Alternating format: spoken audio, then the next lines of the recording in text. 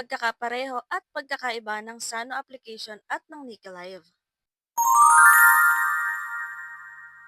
Hello mga ka-happy! Welcome back to my YouTube channel. This is me again, Ayan Oliveros from Happy Hands Vlog. For today's video, pag-uusapan po natin yung pagkakapareho at pagkakaiba ng Sano at Nika Live application. Sa mga nagtatanong kung ano po yung Sano at Nika Live, isa po sila mga live streaming application na kung saan ay pwede tayong kumita ng pera dito by doing our task. So mga free earning application po siya na pwedeng-pwede kahit nasa bahay ka lang, estudyante ka man, or kahit may trabaho ka at gusto mo ng extra income, pwedeng-pwede sa'yo to. Sa mga gusto mag-download ng Nika Live at Sano application, mayroon po tayo diyang link sa ating comment section. Pwede nyo pong i-click yan para ma-redirect kayo. Pwede po kayong mag-download ng Sano and Nika Live via Google Play Store or App Store. At sa mga baguhan po dyan dito sa ating YouTube channel, pwede po kayo mag-subscribe and hit ang notification bell para updated kayo kapag may mga free earning app tutorials tayo. At pag-uusapan natin yung pagkakaiba po ng Nika Live at ng Sano app.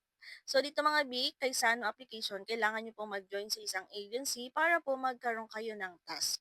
And then kay Nika Live naman po, after nyo mag-download and sign up, pwedeng-pwede na po kayong mag-start ng tasking kahit hindi kayo mag-join sa isang agency. At yung pagkakapareho naman po nila is pwede po kayong maging agent. Pwede ka maging agent sa Sano app. Pwede ka rin maging agent sa Nika Live. Depende po kung gusto ninyo.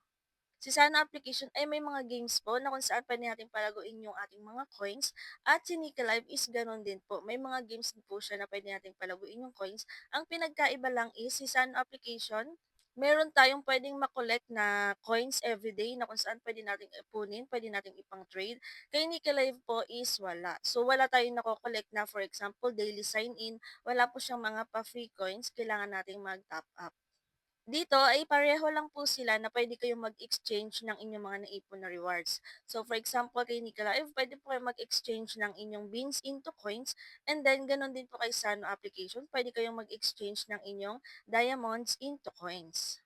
Sano app and Nika Live is may mga iba't ibang mga task po. So pareho po sila na may mga iba't ibang task na depende sa inyo kung gusto nyong gawin or tapusin. So hindi naman siya sa pilitan na kailangan matapos nyo lahat yung task. Nasa sa inyo po yun kung gagawin nyo. Si Nika Live at si Sano App ay meron pong tasking na kung saan ay makikiupo tayo sa party live. Kay Sano application is kailangan po is naka-open video or naka-open camera tayo kapag nakiupo tayo sa isang party live ng 30 minutes. So may makukuha ka dito na 200 XP, and then itong itlog na to times 5, and then coins po na 10 coins. So, meron siyang follow streamers na kung saan ay may makukuha ka ring XP, coins, and then itong pwede mong ihagis na to. So, dito sa Sana application, yung mga nakukuha natin na parang egg na yan is pwede nyo pong ihagis yan. So, lucky gift po yan. And then, sa tasking naman po nila about sa pagso-solo live, ayan. Dito po kay Sano application is 1K diamonds yung nakiklaim natin. And then, kay Nika Live application is 1K naman po na beans yung ating nakiklaim after mag-task. Ang pinagkaiba lang po nila kay Nika Live is hindi mo na kailangan makipag-trade para lang po ma-receive mo yung 1,000 beans na rewards niya.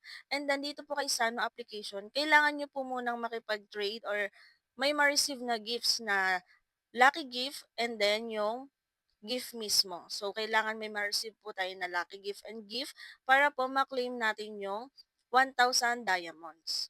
So, konti lang naman yung iti-trade natin, and then kung halimbawa naman mahilig ka magtambay sa mga party life, ayan, makakaipon ka naman po dyan ng mga diamonds. So, dito, pwede ka rin po mag-open ng party live. Pareho po silang application. Sano hindi ka live. Pwede kayo mag-open ng party live. And then, pwede rin kayo makipag-friends. Ayan. At about naman po sa rewards, ayan, dito kay Nika Live is kapag naka-invite ka ng one person, pwede kang makakuha ng up to $12.5.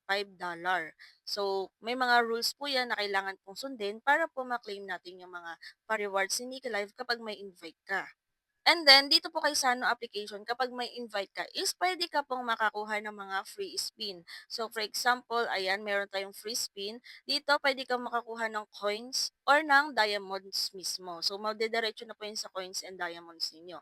So, coins lang yung nakuha ko ngayon. And then, ito rin po yung mga rules na kailangan gawin ng invite ninyo para po kayo ay makatanggap ng free spin. So, ganun po kapag nag-invite tayo dito kay Sano application. At sa pag-withdraw naman po ay pareho lang po sila na $10, minimum of $10 pwede na nating withdrawin. At narito po yung mga withdrawal method. na pwede natin gamitin kay Sano application. At narito naman po yung kay Nika Live application. So yun lang mga ka-happy for today's video. Ganyan po yung pagkakaiba at pagkakapareho ng Sano application at Nike Live. So kahit sa application man po tayo mapunta, sipag, tiyaga at diskarte lang po yung pinakampuhunan natin dito. So syempre kailangan din natin maglaan ng oras para po tayo ay makapag-tasking. Tiyaga-tiyaga lang mga B kasi kapag naipon naman po yung mga rewards na nakiklaim natin dito, ayan, pwede na nating sahurin yan. At yun ang mga ka-happy for today's video. Kung may mga tanong kayo, pwede po kayo mag-comment or i-check nyo natin playlist. May mga free earning app tutorial tayo dyan.